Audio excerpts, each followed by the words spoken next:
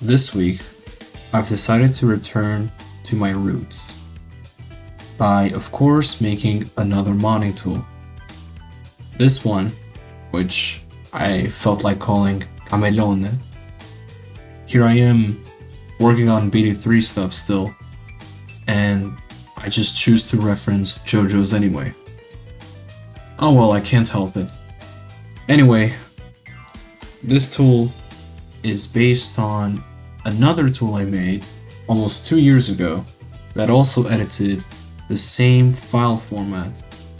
So the CMAn editor could only edit by multiplying or adding coefficients to the contents of a certain ax. So x, y, or z, whether it's the position or rotation, doesn't really matter. It was rather basic and you could not really tell exactly what you edited.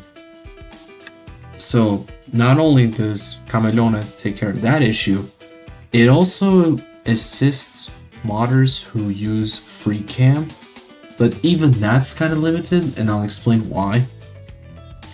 It mainly has to do with how accurate the displayed values are.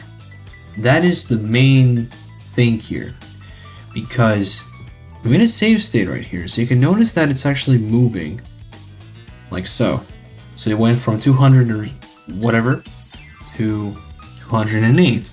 So let's, keep that in mind, because now I'm going to use the tool to actually check the contents of the third camera of Wasteland Noon's map intro. So how do we go about using the tool? So this is it right here. Well, my bad. It's actually this. This is the main use. This comes into hand later, you'll see. But the main thing now is, and I already have it extracted right here, I got all three actually. But I'm gonna be generous and only go for one. Which is the opposite of being generous, but let's just do it. So it says 199, that's the number of frames. So let's open it in Excel. Yeah, you can convert it. It's just bothering me because of this. So as you can see, the values are quite accurate. So if I pause, it reset right there. It reset. But the values are pretty much 1-to-1. So with map intros, it is guaranteed to be accurate, because I even made sure to convert the rotation so that instead of radians, which is the raw value, it uses degrees. I do not have an issue with this. What I do have an issue with, however, and this is one I cannot circumvent, is that for character intros and outros, as well as cutscenes from rushes or blasts or beams that have cutscenes like Omega Blaster, those actually take into consideration not just the map, but also the character positions during the rush and the models themselves, because it's also checking collision, I think. So it's really, really complicated, and I already stayed up late just to fix this tool. I'm not even joking.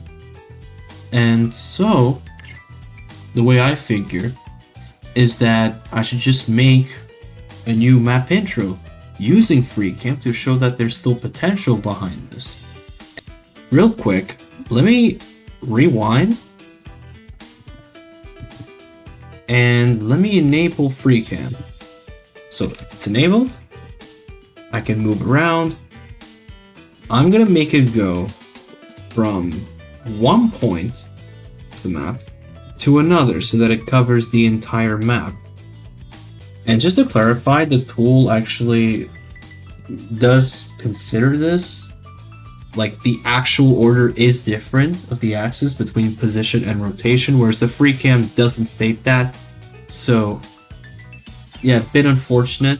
but just know this is the Y rotation, the 8.61, and the minus 2.06, that's the X rotation. But other than that, the right values are being displayed. So let's note them down. I mean, I could go for estimates too. I don't want this to be like, let's say, frame perfect. Let me pause the game again. Okay. There we go. Yep, that should do it. So there should definitely be plenty of movement. And no, I did not intend this value. I did not intend for the Y value to be minus 420.69. I swear that was unintentional. I'm gonna keep this in the video though. Absolutely. Here we have the values. Let's just, again, let's rewind. Let's make sure Freecam is actually disabled this time. And there we go. Now I need to edit the CSV we extracted. Shouldn't take too long, since it's only, and I'm not joking, 2 points. There's cameras with far more advanced movement, which is why the tool still covers all kinds of cameras. It's just a bit of a nuisance getting accurate values from the Freecam, because it's not the Freecam that's wrong, it's more so the game itself, because it's altering the contents in real time, so you're not even able to tell. The changes have been carried over. Let me explain real quick what this end thing is for. It stands for no, and obviously it's just a parameter that tells the game if it should go from point A to point B, like in a linear fashion, or if it should keep the current keyframe, so unchanged, from here to here. And it is used actually in some cameras, but I wouldn't say all of them. That's why I included it here. So let's save, and just to be sure, let's check how it looks like in Notepad++. Yep, there we go. No data loss or anything, no crazy Excel shenanigans. So now I can go ahead and type CSV this time and specify the length. Yes, so 199. Beautiful. And yes, the name is actually different this time. And if I try and turn this into a CSV, it's actually going to overwrite what's in here. I did this so that the CSVs don't pile up. Because with the cameras, I made sure that there's only one camera at a time that says modified. So again, just to avoid clutter. And let's actually compare the results in hex. So same file size, same duration, but the values are completely different. And the order of the axis is different too. I made sure that it's always the positions first, then the rotations. Whereas here's the rotations, then the positions. I'm not sure why, it doesn't really make a difference. I just want it to be consistent. Now, let's open the PCSX2 process. And in real time, I'm going to show the changes. So let's just go right here. Control A, Control C, Control V. Just like that. Save. And we load the save state.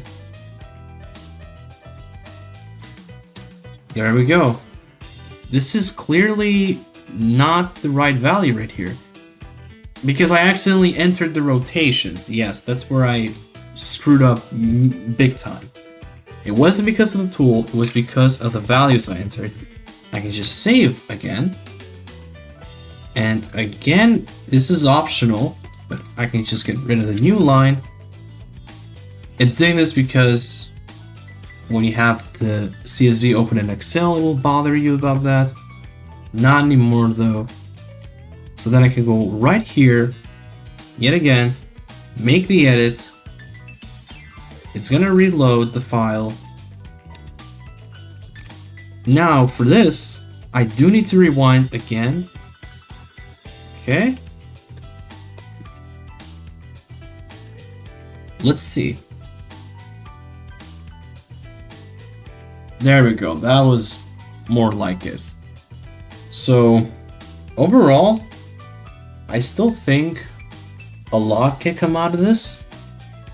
Again, especially with the Freecam, but you're not limited to just the Freecam. You can still experiment with values manually. So even if, say, there's values missing, which is why you'll see NaN, not a number. If you do see that, it's simply because not every axis has to have the same amount of keyframes or camera points. So in the case of camera shakes, like how those are handled is usually by changing the Y rotation every so often. So it might require more keyframes compared to the other axis. Again, just to make, movement more complex. Again, it's mainly for rushes, not so much for intros and outros. For anyone who made it thus far, thanks for watching and see you next time.